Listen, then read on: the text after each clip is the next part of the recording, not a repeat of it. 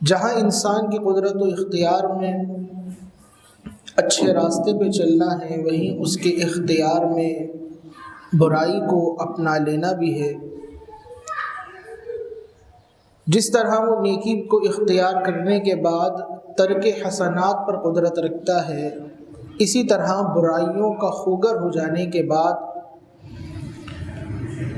سیئات اور معاصی کو اپنی ذات سے کھرچ کر بلکہ نوچ کر پھینک دینے کا اختیار بھی رکھتا ہے۔ طبیعت انسانی اس کے اندر عجلت ہے، جلد بازی ہے، فی الفور مبادی سے مطالب تک پہنچنا، نتائج کو حاصل کرنے کا جذبہ پنہا ہے۔ اگر ہم انسانی رویوں پر غور کریں تو معاشرتی اعتبار سے ایک بہت بڑا طبقہ وہ ہے کہ جو اپنی ذات میں موجود خرابیوں پر اطلاع اور آگاہی رکھتا ہے۔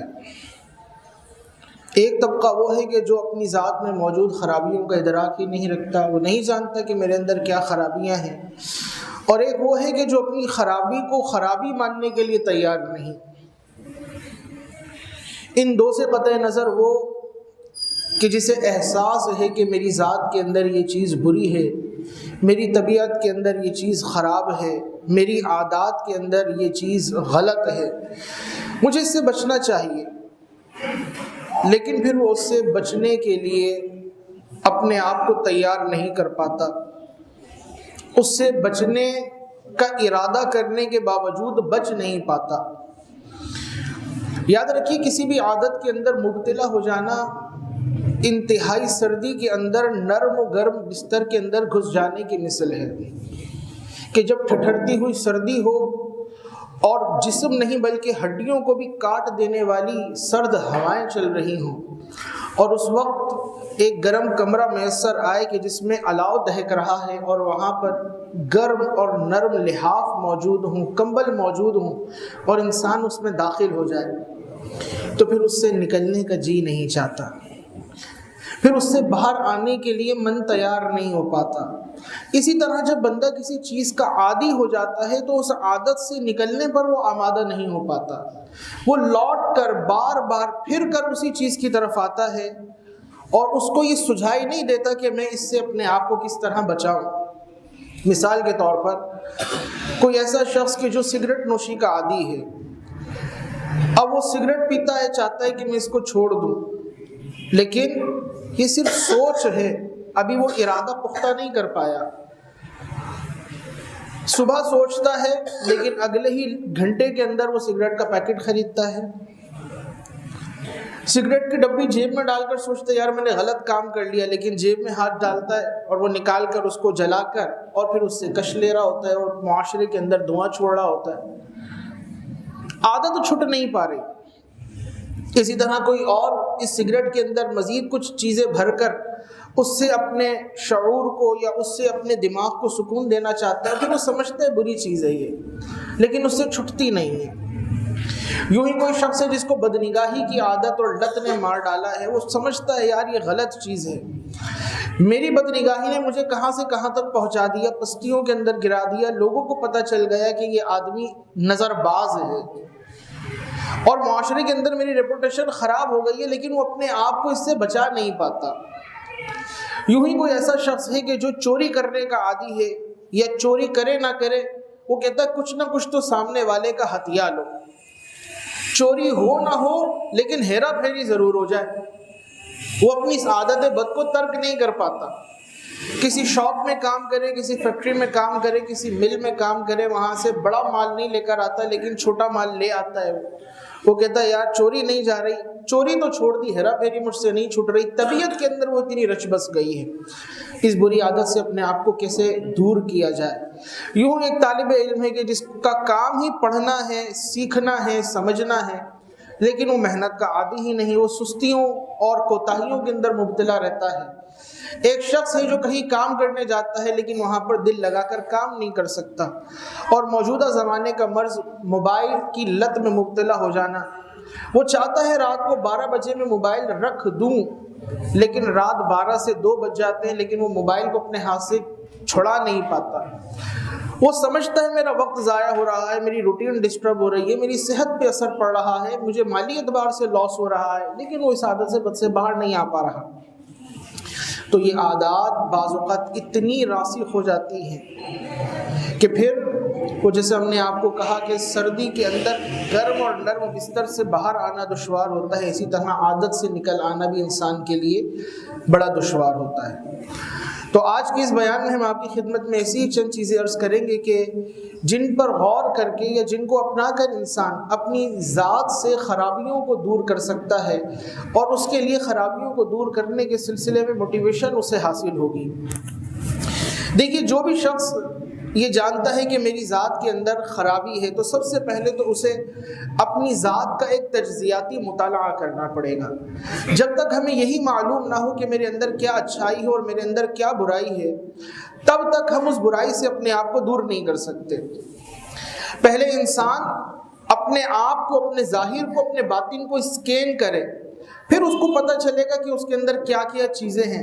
عموماً ہوگا یہ کہ جب انسان اپنے بارے میں غور کرے گا تو دماغ انسانی، اس کی طبیعت ایسی ہے، یہ کہے گا تم میں یہ بھی اچھائی ہے، تم میں یہ بھی بھلائی ہے، تم میں یہ بھی خیر ہے، تم میں یہ بھی نفع ہے، تم میں خرابی کیا ہے، تم میں کمی کیا ہے، تمہاری کون سی عادت بری ہے، اور اگر بری ہے بھی تو یہ تو دنیا کے اندر ہے، تمہیں اس سے بچنے کی کیا ضرورت ہے۔ لیکن یہی چھوٹی چھوٹی چیزوں کو نظر انداز کرنا انسان کی ترقی کی راہ میں رکاوٹ بن جاتا ہے۔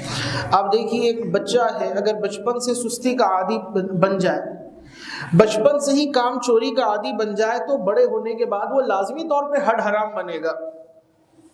تو چیز تو بچپن سے ہی آئی تھی نا۔ اب ماں باپ کہیں یار یہ کام چور ہے، یہ سست ہے، یہ محنت کا عادی نہیں ہے۔ دنیا کے بچے ایسے ہوتے ہیں۔ کوئی بچہ ہے وہ بچپن میں جھوٹ بولتا ہے، بڑی صفائی، بڑی مہارت سے، ماں باپ کا یہ جھوٹ بول رہے تو کیا ہوا، دنیا جھوٹ بولتی ہے۔ انتہائی درجہ یہ ہوگا کہ یہ کذاب مشہور ہو جائے گا، کوئی اس کی بات پر اعتبار نہیں کرے گا۔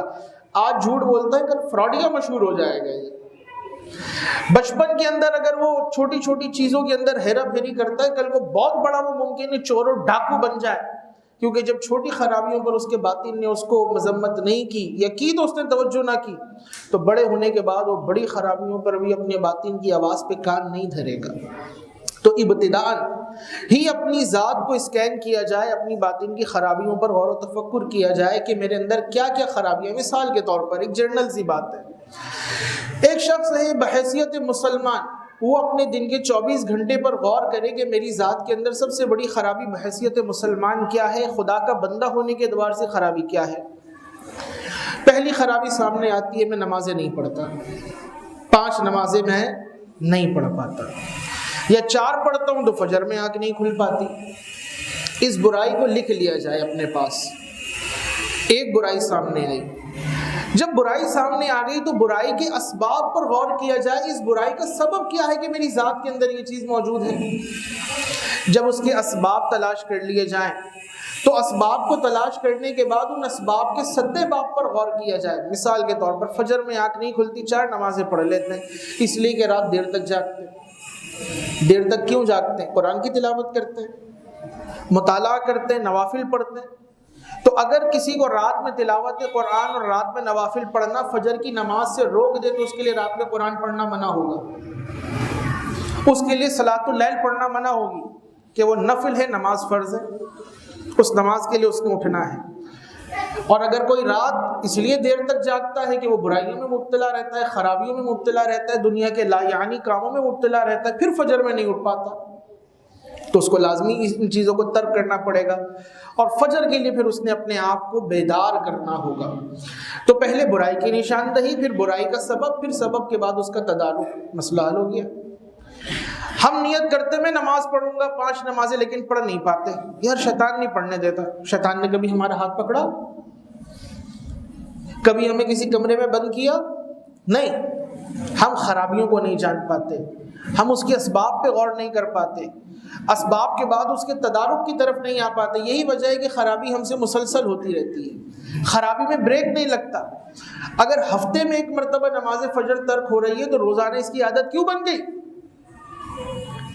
رات جلدی سو گئے تھے, چلو نیند کا غلبہ ہو گیا, نہیں اٹھ پائے, لیکن روزانہ یہ چیز کیوں چل رہی ہے؟ اس پر اپنے آپ کو ہم نے ملامت کیوں نہیں کی؟ اس پر ہم نے اپنے آپ کو برائی سے کیوں نہیں روکا؟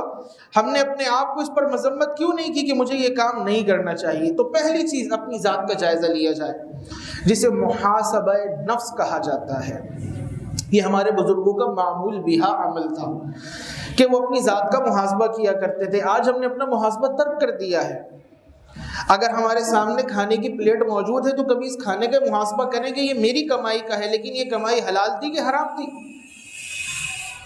جس کے ساتھ ہم بیٹھے ہوئے ہیں, جس کو ہم دوست کہتے ہیں, جس کو ہم اپنا گروپ لیڈر کہتے ہیں, جس کو ہم اپنا کاروباری کلیگ کہتے ہیں, اس کے ساتھ بیٹھے ہیں, اس کی عادات کیا ہے, میری عادات کیا ہے, میں اس کے ساتھ کیا بیٹھا ہوں, کیا غرض ہے؟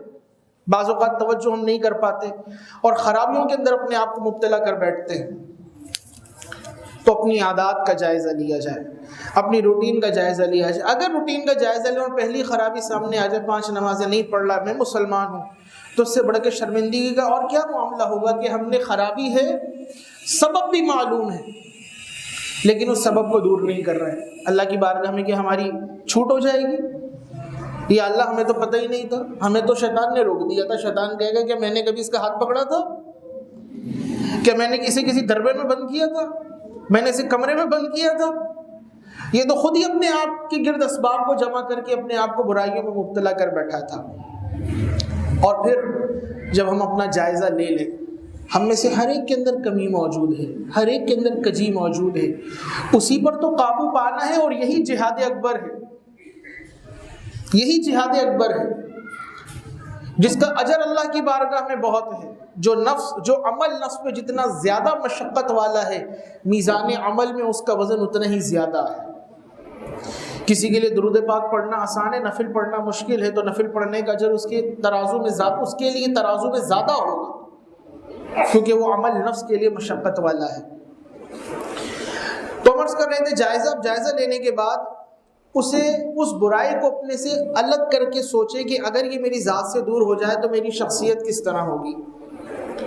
ابھی تو خرابی دور نہیں ہوئی نا, لیکن اپنے ذہن میں ایک تصوراتی اور شخصی خاکہ تعمیر کیا جائے, ایک اسکیچ تیار کیا جائے کہ اگر یہ برائی میری ذات سے نکل جائے تو میرا حال کیا ہوگا. بے نمازی پن میری ذات سے نکل گیا اور میں 5 وقت کا نمازی بن گیا تو میری شخصیت کیسی ہوگی. دل میں سکون, روح میں قرار, چہرے پہ نور, دعاؤں کی قبولیت, امراض کی دوری, رحمت کے قریب ہونا, مال میں برکت ہونا, کاموں کے اندر آسانی اور تائید خداوندی کا شامل ہو جانا. کتنی نعمتیں حاصل ہو گئی جس کے لیے ہم در در کے ٹھوکریں کھاتے ہیں اور در در مارے پھرتے ہیں. نماز پڑھنے کی برکت سے ساری چیزیں مجھے حاصل ہو رہی ہیں. اپنی ذات کو اب اس درجے میں رکھ کے سوچا جائے. اور ایک طرف حال یہ ہے, نہ ذہنی سکون ہے, نہ مال میں برکت ہے, نہ گھر میں آرام ہے, نہ اولاد کی طرف سے ذہنی آسودگی حاصل ہے, پریشانی, ٹینشنیں, کماتے رہو, کھاتے رہو, سوتے رہو, زندگی گزر رہی ہے, لیکن ابھی تک کوئی نتیجہ نہیں مل سکا, قرار نہیں مل سکا جس کے لیے انسان تگ و دو کیا کرتا ہے. تو یقیناً ذہن کہے گا یہ نہیں, یہ چاہیے, یہ نہیں, اس کو حاصل کرنا ہے. اس کا مطلب ہے دماغ اس کو قبول کرنے پر آمادہ تو ہے کہ اس تصویر کو تصویر نہیں رکھنا بلکہ اسے اپنی شخصیت میں ڈھال لینا ہے. ایک شخص وہ نشوں کا عادی ہے تو وہ اپنی ذات کو نشوں سے الگ کر کے سوچے کہ اگر میں ان نشوں سے نکل گیا تو میری حالت کیا ہوگی. آج لوگ اسے گالیاں دیتے ہیں, اسے برا بھلا کہتے ہیں, چھوٹا بھی اسے ابے اوئے تو تڑاک کرتا ہے, اس کی کوئی عزت نہیں, اس کی کوئی ویلیو نہیں, اس کو کوئی اہمیت دینے کے لیے تیار نہیں, گھر میں اس کو کوئی عزت حاصل نہیں. اگر وہ اپنے آپ کو اس سے نکال کے سوچے کہ میں نے نشہ ترک کر دیا تو جو کل تک اس کو برا بھلا کہتا تھا وہ اس کی تعظیم کرنے لگے, جو کل تک اس کے ساتھ دھتکارنے والا رویہ کرتا تھا وہ پیار محبت کے ساتھ پیش آنا شروع ہو جائے گا. کوئی شخص ہے جو فحش کلامی کا عادی ہے, گالیاں بکنے کا عادی ہے, اس کو احساس ہو گیا میری زبان سے خراب کلمات نکلتے ہیں اور اللہ کسی فحش کلام کرنے والے کو پسند نہیں کرتا. میں اپنی ذات سے یہ چیزیں نکال دوں. فحش کلامی کی وجہ سے چہرے کا نور چلا جاتا ہے، قلب کا سکون چلا جاتا ہے، رزق کی برکت چلی جاتی ہے، لوگوں کے اندر اس کا غلط تاثر قائم ہو جاتا ہے. اپنے آپ کو ان چیزوں سے نکال کر اب تصور کرے کہ میں اچھے کلام کرنے والا بن گیا. روایت میں آیا نا کہ اچھی بات کہنا بھی صدقہ ہے. اگر اچھی بات نہیں کہہ سکتے تو پھر خاموش رہو. خاموشی سے تمہیں کوئی پریشانی نہیں ہوگی، کوئی ٹینشن نہیں ہوگی. اب اپنے آپ کو اس درجے کے اندر رکھ کر سوچے تو یقیناً اس کا باطن کہے گا یہ نہیں، یہ چاہیے. تو اس کا مطلب ہے ہمارے اندر جو سافٹ ویئر موجود ہے وہ اچھی چیز ہی کو طلب کرتا ہے، لیکن ہم نے اس کے اندر وائرس ڈال دیے، اور جب وہ وائرس اندر چلے گئے تو ہمیں احساس ہی نہیں ہو پاتا ان کو اپنی ذات سے کس طرح دور کرنا ہے، اسے اپنی شخصیت سے کس طرح دور کرنا ہے، اسے اپنی ذات سے کس طرح نکالنا ہے. اب اس چیز کے اندر بڑی ہی معاون اور مددگار شے بنتی ہے کہ اگر ہم اپنی برائیوں پر قابو پانا چاہتے ہیں. اس میں ایک اور چیز یاد رکھیے گا، اولاً ہم نے لکھنا شروع کیا تو 50 خرابیاں آ گئی. ایک ساتھ 50 چیزیں دور نہیں ہوتی، ایک ایک کر کے وہ ذات سے دور ہوں گی، اور اچھائیوں پر انسان مستقیم اور پختگی اختیار کرے گا اور وہ اس کی عادت کا حصہ بن جائیں گی. اگر کوئی سوچتا ہے کہ میں ایک ساتھ ساری خرابیوں کو دور کر دوں، واقعی بہت ہمت کا کام ہے، اللہ کی تائید جس کو حاصل ہو تو کیوں نہیں ہو سکتا. لیکن جو ایک انسانی رویہ ہے وہ آہستہ آہستہ چیزوں سے اسٹیپ بیک کرتا ہے، آہستہ آہستہ پیچھے آتا ہے. مثال کے طور پہ نمازی بننا چاہتے ہیں، مثال کے طور پہ حلال ہی کمانا چاہتے ہیں، مثال کے طور پر اپنے آپ کو خراب کلمات سے دور رکھنا چاہتے ہیں، مثال کے طور پر اپنے آپ کو برے گندے دوستوں کی صحبت سے بچانا چاہتے ہیں. تو کیا کریں؟ تو جب اپنی شخصیت کے اندر کاٹ چھانٹ کرنی ہے، جس طرح ایک درخت ہے، ایک پودا ہے، اس کے ساتھ خود رو گھاسیں نکل آئیں، اس کے ساتھ کانٹے موجود ہیں جو اس کے پھول کی خوشنمائی کے اندر کمی واقع کر رہے ہیں، تو بندہ ان کو کاٹتا بھی ہے، چھانٹتا بھی ہے، جدا بھی کرتا ہے، پھر اس کے گرد ایک حفاظتی باڑ بھی لگاتا ہے. اسی طرح ہمیں اپنی شخصیت کے گرد ایک باڑ، ایک حصار قائم کرنا پڑے گا. وہ حصار کس کا ہے؟ وہ اچھی صحبت کا حصار ہے، وہ اچھے دوست کا حصار ہے، وہ اچھے کلیگ کا حصار ہے کہ جو ہماری خرابی کو جانتا ہو اور ہمیں اس سے بچانا چاہتا ہو. مثال کے طور پر یہ قریبی کون ہو سکتا ہے؟ جو افراد شادی شدہ ہے ان کے لیے زوجہ، اور اگر بیوی میں خراب عادت ہے تو شوہر، اور اگر دنیاوی طور پر ہے تو اگر کوئی کلاس فیلو دوسرے سے اٹیچ ہے تو اس کے لیے اس کا وہ ضمیر، اور اگر کاروباری طور پر ہے تو اس آدمی اس کے ساتھ کاروبار کرنے والا جو اس کے قریب ہے، وہ اس کی برائی کو جانتا ہے اور جاننے کے بعد اس کو اس برائی کی قباحت بتانے کے بعد اس سے نکالنا چاہتا ہے. انسان اس سے اپنے آپ کو جوڑ کے رکھے. جب اس کو اپنے آپ سے جوڑ کے رکھے گا اور اس نے اپنی برائیوں کی ایک ترجیحاتی لسٹ بنا لی، پہلے اس کو چھوڑنا ہے، پھر اس کو چھوڑنا ہے، پھر اس کو ترک کرنا ہے، اور ترک کرنے کے بعد اپنے قریب اس نے ایسے افراد کو رکھ لیا جو اس کی خرابیوں کی نشاندہی کرتے ہیں. جب وہ کمزور ہونے پڑتا ہے اس ارادے کے اندر، وہ اس کو سہارا فراہم کرتے ہیں. نماز پڑھنے کے عادی ہیں، امام صاحب کے ساتھ کچھ وقت گزار لیں، کسی مؤذن صاحب کے ساتھ وقت گزار لیں، کسی پکے نمازی کے ساتھ وقت گزار لیں. کوئی بوڑھے آدمی ہیں جو نمازوں کی پابندی کرتے ہیں، اذان سے پہلے آ جاتے ہیں، ان سے کہیں کہ آپ مجھے نماز کے لیے مطلع کر دیا کریں، میں نہ ہوں تو آپ مجھے فون کر دیا کریں، بیلنس میں ڈلوا دوں گا. تو اگر انسان پیچھے ہوگا تو وہ اس کو کال کریں گے، بیٹا کہاں ہو تو، یا میرے گھر پر آ جایا کریں اگر آپ چاہتے ہیں کہ میں نیک بن جاؤں، یا میرے بھائی سے کہہ دیجیے گا کہ میں کہاں پر ہوں، وہ آ کر آپ کو خبر دے دے میری، یا مجھ تک پیغام پہنچا دے.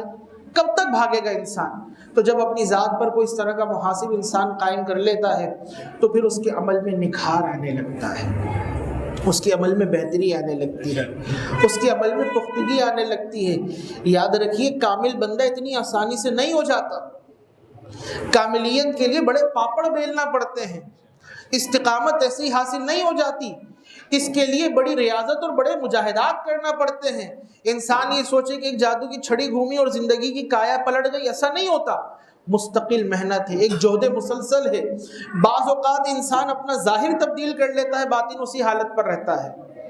ہم نے ظاہر کو تو بدلنا ہے، باطن کو اس سے زیادہ بدلنا ہے. ظاہر کی تبدیلی سے باطن نہیں بدلا کرتا، باطن کو تبدیل کرنے کے لیے محنت مسلسل اور جہد مسلسل چاہیے. لہٰذا جب اس طرح کے افراد قریب میں ہوں گے تو ہمارے لیے اپنی عادتوں، اپنی برے جو ہمارے خصائل ہیں، اطلاع اور اس کو چھوڑنے میں ہمیں بڑی معاونت حاصل رہے گی۔ پھر اس کے بعد ایک اور چیز، انسان اپنی ذات سے عہد کرے گی یہ کام میں نے اتنے دن کرنا ہے۔ کتنے دن؟ 1 مہینے نہیں، 1 ہفتہ کرنا ہے۔ کسی کو جھوٹ بولنے کا عرضہ ہے، سچ بولوں گا۔ کتنے دن تک؟ 1 ہفتے تک، جھوٹ نہیں بولنا۔ ابو جی نے کال کی، کہاں ہو بیٹا؟ بیٹھا کہیں اور ہے۔ کہہ رہا دوست کے ساتھ پڑھ رہا ہوں۔ نہیں، جھوٹ نہ بولنا، فلانے کے ساتھ ہوں، آ رہا ہوں، یا نکل جائے وہاں سے فوراً۔ اگر نہیں بتا سکتا کہ اس جگہ پر ہوں اور وہ خراب جگہ ہے، وہاں سے نکل جاؤ اور کہ میں گھر پہ پہنچ رہا ہوں۔ جھوٹ کسی حالت میں نہیں بولنا۔ 1 ہفتے جب اپنی ذات کے ساتھ ہی کمٹمنٹ ہو جائے گا، معاہدہ ہو جائے گا، پھر یہ 1 ہفتے کے بعد دوسرے ہفتے دوبارہ معاہدہ کر لے انسان۔ آج ہمارے یہاں دیکھیں مسلمانوں کے بارے میں ایک عام کانسیپٹ ہے، یار یہ لوگ تو سچ بولتے ہی نہیں ہیں، ایمانداری تو ہے ہی نہیں، اٹھ گئی یہ ایمانداری۔ آج آپ کپڑے کی مارکیٹ کے اندر، آپ کسی مارکیٹ میں چلے جائیں، آپ پوچھیں گے مثال کے طور پر یہ گلاس رکھا ہے کون سی کمپنی ہے، وہ بتائے گا سب سے اعلیٰ کمپنی۔ اعلیٰ نہیں بتائے گا تو اس کے پاس اگر یہ موجود ہے وہ کہے گا یہ دنیا کا قیمتی ترین گلاس ہے، اس کا مٹیریل دنیا کا قیمتی ترین ہے، اس کے یہ فوائد ہیں، یہی مارکیٹنگ ہے نا، ٹھیک ہے۔ لیکن دوسری چیز کی مذمت تو نہ کرو، اس کے اندر خرابی ہے، خرابی بتاؤ۔ اسلام نے بیع کا اصول بتایا کہ اگر تم کسی کو کوئی چیز فروخت کر رہے ہو اور اس میں کوئی عیب ہے تو اس کو بتا دو۔ ہم ڈرتے ہیں، اگر عیب بتا دیا تو وہ خریدے گا کیسے؟ نہ بابا، اس کو ضرورت ہوگی ضرور لے گا وہ۔ آج ہم مارکیٹ میں جائیں، مثال کے طور پر اگر آپ کو مچھلی کھانے کا شوق ہے، اب مچھلی مارکیٹ میں چلے جائیں، اب وہ کنگ فش ایک کہی جاتی ہے جس کو سرمئی بھی کہا جاتا ہے۔ اب سرمئی مچھلی جو واقعی سرمئی ہے، جو واقعی کنگ فش ہے، اس کی ایک اپنی مخصوص علامت ہے، اس کا ایک اپنا مخصوص خاندان ہے۔ لیکن ایک اناڑی چلا جائے مارکیٹ میں، وہ کنگ فش نہیں، سرمئی نہیں، بادشاہ مچھلی نہیں، چپڑاسی مچھلی کو کہے گا یہی کنگ فش ہے۔ بندہ مطمئن ہو جائے گا، وہ دکان والے نے کہا ہے، اور جب گھر پر آئے گا یا کسی ماہر سے پوچھے گا کہے گا تو چپڑاسی لے کر آ گیا۔ لیکن جس نے بیچا وہ بڑا مطمئن ہے، وہ کہے گا نہیں نہیں، یہ اس کو بھی کہا جاتا ہے، یہ اس کی چھوٹی نسل ہے، یہ اس کی دوسری نسل ہے، یہ اس کی تیسری شاخ ہے۔ وہ کہیں نہ کہیں سے اپنی چیز کے بارے میں کہے گا میرا سودا سب سے اچھا ہے۔ بددیانتی اور کیا ہے؟ آپ اس کا نام بتاؤ، جو کام ہے وہ کام بتاؤ، سمجھ آتا ہے تمہارا رزق تم سے کوئی نہیں چھین سکتا، رزق خدا نے تمہارے لیے متعین کر دیا ہے۔ ہم یہ سمجھتے ہیں رزق ہمیں ہماری ہوشیاری سے ملے گا، ہمیں 2 نمبری کرنے سے ملے گا، ہمیں دھوکہ دہی کرنے سے ملے گا، ہمیں فراڈ کرنے سے ملے گا، ہمیں سامنے والے کو چونا لگانے سے ملے گا۔ بھائی ایمانداری پر آ کر تو دیکھو۔ آج اب دیکھیے پاکستان کے اندر ایک مرض، دودھ خالص نہیں ہے۔ اللہ کی کتنی بڑی نعمت ہے، اللہ قرآن میں اس کا ذکر کرتا ہے، تم اس پہ غور نہیں کرتے کہ کس طرح اس نے گوبر اور خون کے درمیان میں سے تمہیں شفاف دودھ عطا فرمایا۔ لیکن ہم پاکستانی دھوکہ دینے میں کہاں تک چلے گئے؟ اس کے اندر ڈٹرجنٹ پاؤڈر ملاتے ہیں، کیمیکل، ایسے کیمیکلز ملاتے ہیں جس کا نام بھی نہیں لیا جا سکتا بعض اوقات۔ مردوں کو لگانے والے کیمیکل اس کے اندر ملائے جاتے ہیں، اور وہ ملانے کے بعد پھر دے دیے جاتے۔ بھینس دے رہی ہے دن کے اندر 10 کلو، لیکن بک رہا ہے آگے وہ 40 لیٹر کر کے دیتی، 10 لیٹر ہے، آگے جاتا وہ 40 لیٹر کر کے۔ یہ ہمارے لیے کامیابی کا زینہ ہے، کامیابی کا ذریعہ ہے، لیکن کتنی دیر تک؟ فرعون کامیاب نہیں تھا مالی طور پر، حامان قارون کا کامیاب نہیں تھا مالی اعتبار سے، لیکن ان کے مال نے انہیں کیا نفع پہنچایا، ان کے مال نے انہیں کیا عزتیں دلائی؟ دنیا کے ذلیل ترین افراد کہلائے، دنیا کی بدترین مخلوق کہلائے، اس لیے کہ ان کے مال نے ان کو نفع نہ دیا، ان کے وہی مال ان کے لیے ہلاکت کا سبب بن گیا، کیونکہ وہ مال انہیں خدا سے دور کر رہا تھا۔ مسلمان کا ایمان اپنے رب پر ہوتا ہے، مسلمان کا یقین اپنے رب پر ہوتا ہے۔ تو بہرحال ہم عرض کر رہے تھے بری عادتیں ہیں، کچھ دنوں کے لیے انسان اپنی ذات پر کسی چیز کو لاگو کرے، میں نے اس خرابی سے اپنے آپ کو بچانا ہے۔ ٹائم ختم ہو رہا ہے، ہم گفتگو کو یہیں سمیٹیں گے، آئندہ جمعے مزید اسے کنٹینیو کریں گے انشاءاللہ۔ 1 ہفتے کے لیے ہم سب اگر اپنی ذمہ داری لے لیں، اس 1 ہفتے اپنی ذات کا محاسبہ کرنا ہے اور اپنے آپ کو 5 نمازوں کے لیے تیار کرنا ہے انشاءاللہ۔ اور ہمارے پاس اگر کبھی کوئی آتا ہے کہتا ہے مجھ سے نماز نہیں پڑھی جاتی، تو ہم اس سے عرض کرتے ہیں جو نماز ملتی ہے وہیں سے شروع کر دے، اور جو ملتی ہے وہ پڑھ لے۔ یہ نہ سوچ کر فجر میں اٹھوں گا تبھی 5 پڑھوں گا، اور یہ نہ سوچ کہ ابھی تو مغرب ہے میں نے تو فجر پڑھی نہیں تھی آج کی مغرب چھوڑو، نہیں، مل گئی مسجد کی طرف قدم لے جا، یہی مغرب تجھ سے کل فجر بھی پڑھوائے گی، یہی عشاء تجھ سے کل کی ظہر بھی پڑھوائے گی، تو قدم آگے بڑھانے والا تو بن۔ میرے بھائیوں یہ پرفتن دور ہے، کوئی فرشتہ نہیں آئے گا۔ یاد رکھیے دروازہ اگر بند ہو تو باہر سے دستک دی جاتی ہے، اور دستک ہی دی جا سکتی ہے، کھولنے والا اندر ہی ہوتا ہے۔ ہماری خرابیوں کا حال بھی یہی ہے کہ دروازہ اندر سے لاک ہے، ہم نے ہی اس لاک کو توڑنا ہے، باہر سے صرف دستک ہی دی جا سکتی ہے۔ قرآن کا پیغام آپ کی ذات پہ دستک ہی دے گا، حدیث کا پیغام آپ کی ذات پہ دستک ہی دے گا۔ روح کے تالے، بے عملی کے تالے، غفلتوں کے قفل، یہ ہم نے اپنے ہاتھوں سے کھولنے ہیں۔ اللہ تعالی ہمیں اپنی اصلاح کی جانب توجہ کرنے کی توفیق عطا فرمائے، آمین۔ وآخر دعوانا